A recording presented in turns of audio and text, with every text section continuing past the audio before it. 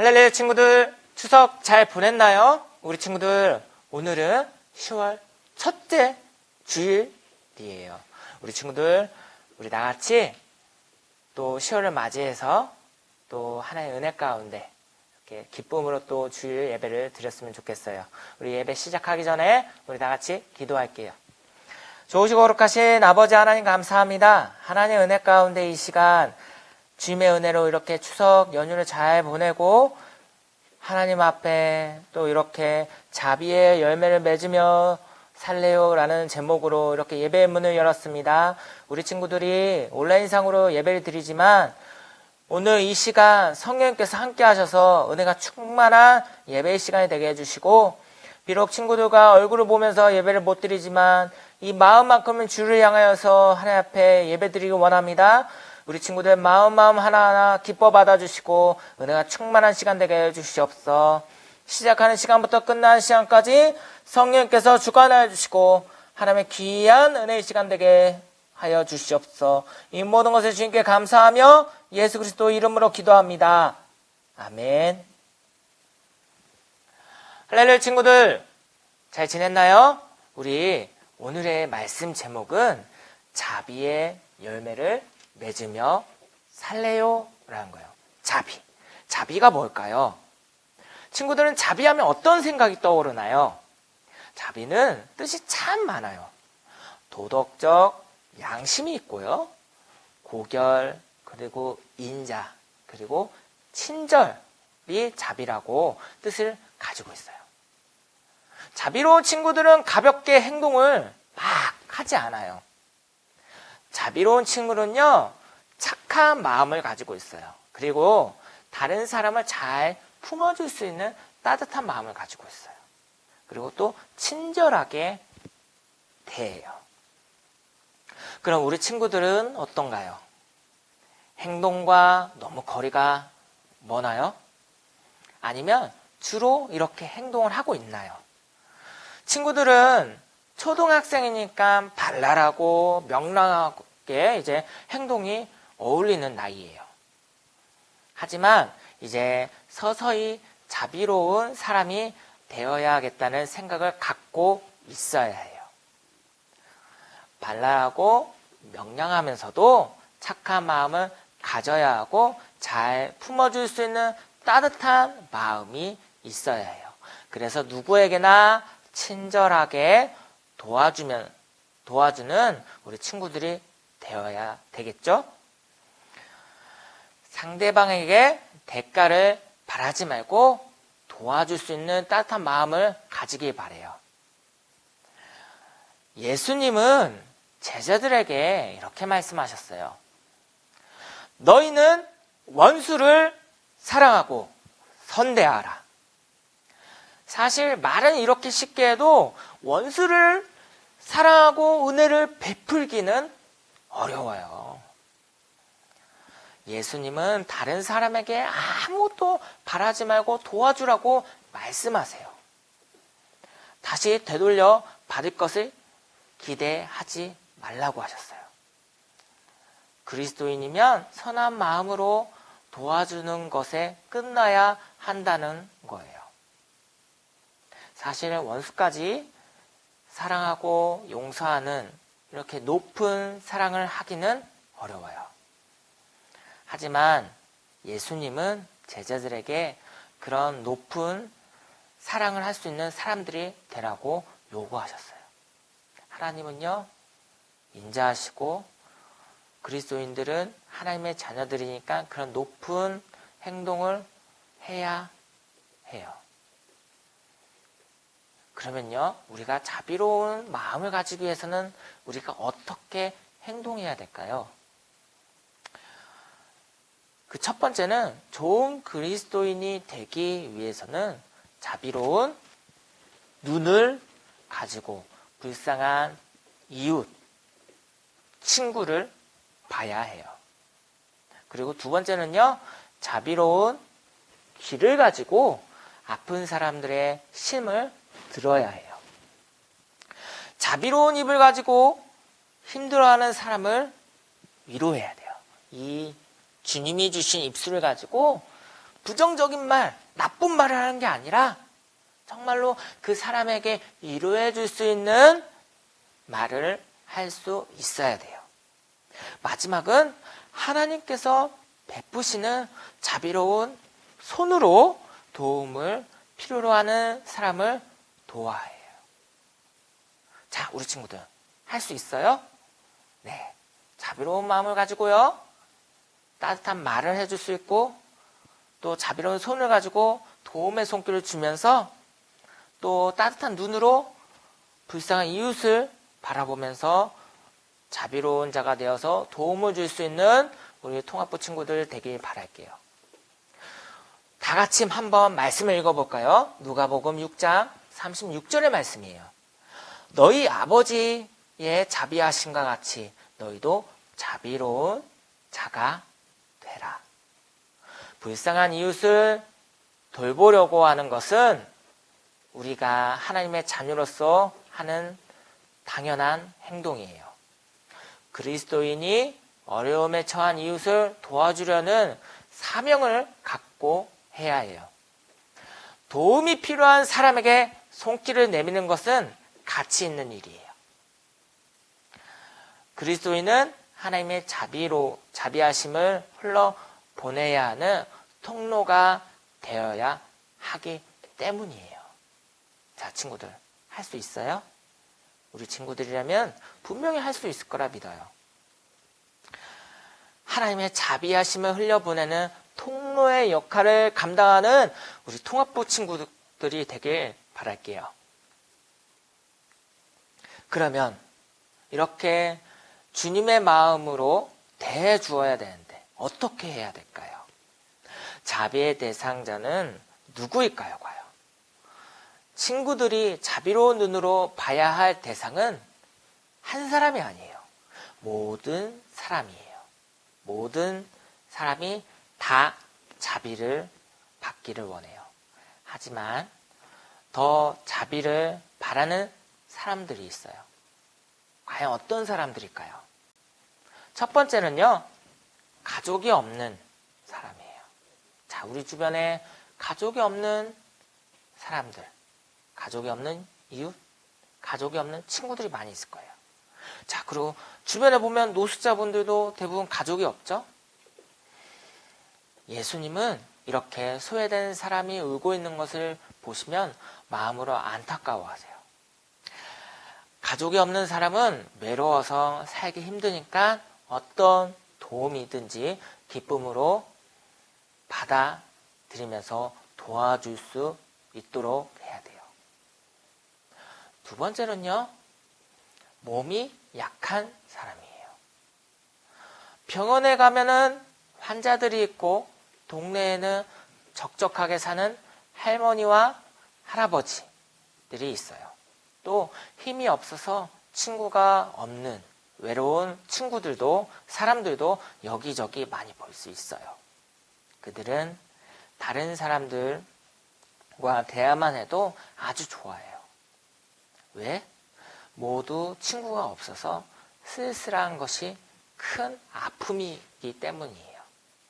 우리 친구들이 혹시라도 그 주변에 외로운 친구, 외로운 사람이 있다면은, 아픈 사람이 있다면 따뜻한 말 한마디라도 건네는 우리 따뜻한 마음을 가진 친구들 되길 바랄게요. 세 번째는요, 새로운 환경에 접하는 사람이에요. 특히 자신이 초라하다 느껴지면 새로운 환경에서 어색하고 힘들어해요. 그럴 때마다 따뜻한 말로 도와주는 사람이 있으면 새로운 환경에 적응하기 아주 쉬워져요. 자, 우리 친구들도 한번 봐봐요. 새로운 학기가 시작되고 새로운 공부를 또 하게 되면은 적응하는 기간이 있죠. 똑같은 거예요. 우리 친구들이 새로 적응하는데 어렵지만 계속해서 누군가 옆에서 응원을 해주고 따뜻한 말 한마디를 해주면 그 힘을 얻어서 더더욱 열심히 하기 마련이죠. 우리 친구들도 마찬가지예요. 주변에 혹여라도 새로운 환경에서 적응하는 사람들, 친구가 있다면은 따뜻한 말로 힘을 주면서 응원을 해줄 수 있는 우리 친구들 되길 바랄게요. 그리스도인은 늘 소외된 사람들이 누구와 있는지 찾아야 돼요.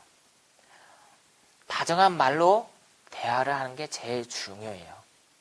다른 사람들의 관심을 갖지 않아서 불안해하는 그 사람에게 이렇게 한번 다정한 말로 한번 건네보는 건 어떨까요? 그리스도인은 하나님의 이 자비하심으로 소외된 자를 사랑해야 돼요.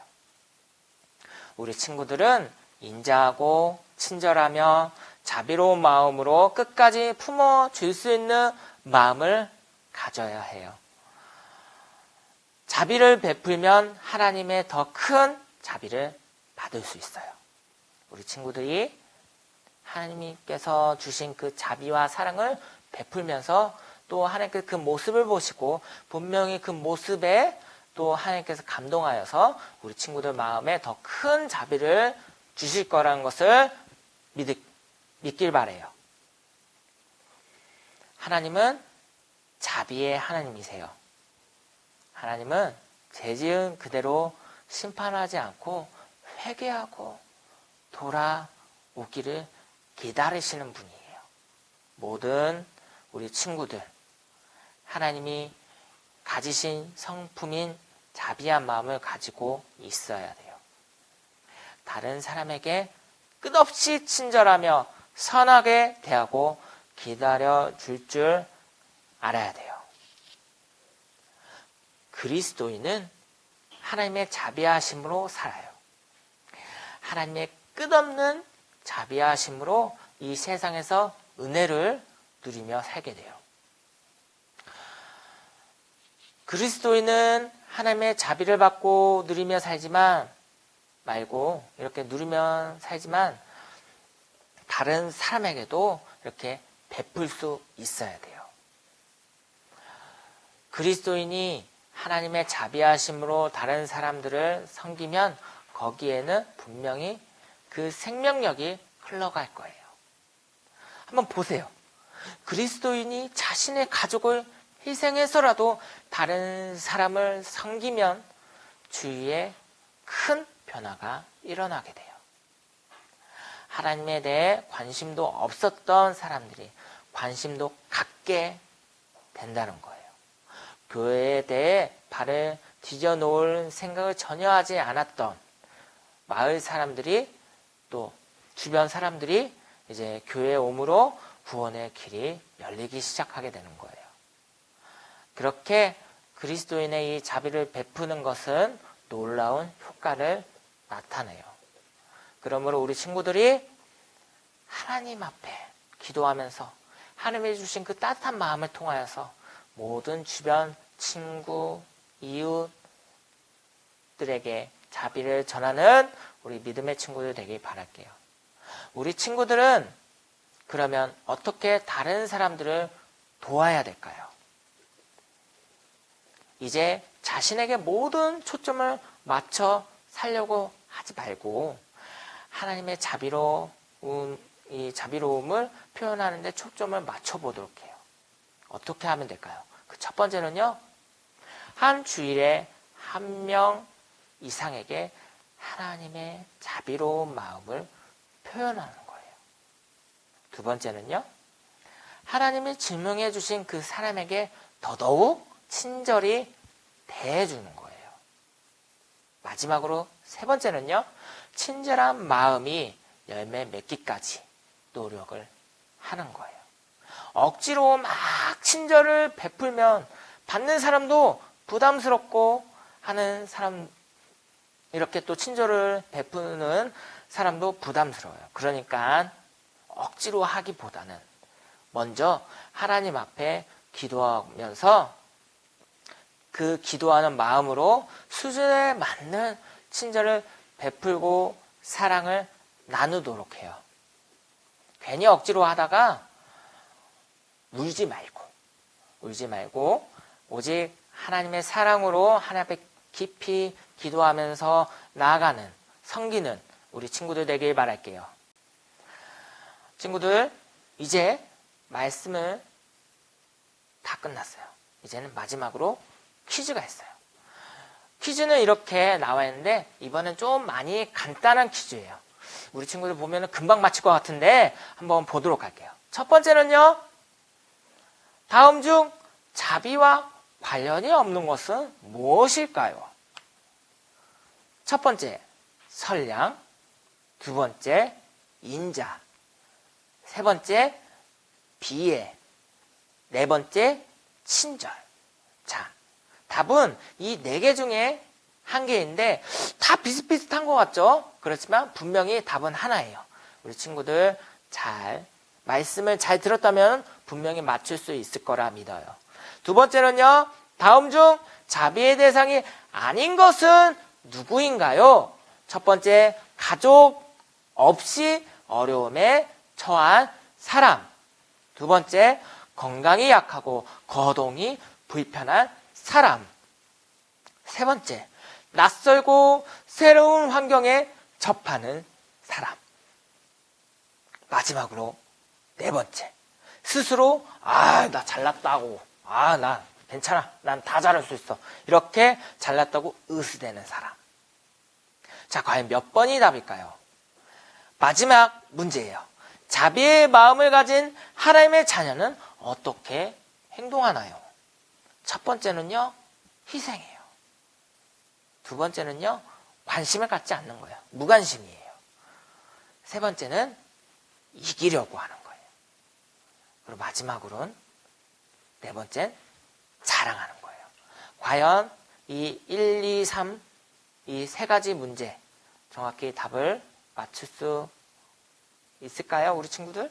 자, 말씀을 잘 들었다면 맞출 거라 믿어요. 우리 친구들이 한 주간 또 승리하고 하나님 앞에 자비의 열매를 맺으며 나아가는 우리 통합부 친구들 되길 바랄게요.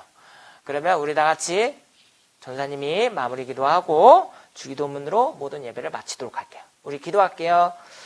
좋으시고 거룩하신 아버지 하나님 감사합니다. 하나님의 은혜 가운데 10월 4일 자비의 열매를 맺으며 살래요 라는 제목으로 우리 친구들과 함께 이렇게 말씀을 나눴습니다. 주님 아버지 하나님께서 오늘 이 예배를 통해서 우리 친구들 마음 가운데 성령이 역사하시고 자비의 열매를 맺으며 나아가는, 자비를 베풀며 하나님의 마음을 전하는 우리 통합부 친구들 되게 하여 주시옵소서. 성령께서 역사하시고 은혜가 충만한 하나님의 놀라운 이적의 역사가 나타나게 주시옵소서. 우리 친구들이 코비드19 바이러스에서 이겨낼 수 있도록 성령께서 지켜주시고 아버지 하나님 한 주간 승리할 수 있도록 주 인도하여 주시옵소서. 늘 입어놓은 것에 하나님께 감사하며 예수 그리스도 이름으로 기도합니다. 아멘. 우리 친구들 광고 보고 주기도문 하도록 할게요. 우리 다 같이 광고 보도록 할게요.